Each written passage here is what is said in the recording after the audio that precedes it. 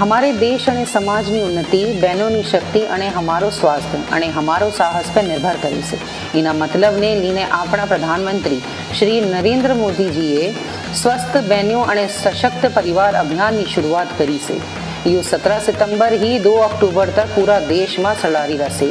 અભિયાનના અંદર બહેનોं वाली अनेक प्रकारनी बीमारीनी जांचों मुफ्त में करे रे, જેમ કે ગર્ભવતી બહેનોને અને જાપાની આગાડીની જાંચ અને ઇલાજ કરી, કિશોરી સોરીઓને અનિમિયાની જાંચ અને ઇલાજ અને દવા મળે, ખાવાની અને આપણી સફાઈથી જોડી જાણકારી મળે, બન્યો અને નાના સોરાનું ટીકાકરણ થાય, સુગર, બીપી, કેન્સર હરકી બીમારીની જાંચ થાય.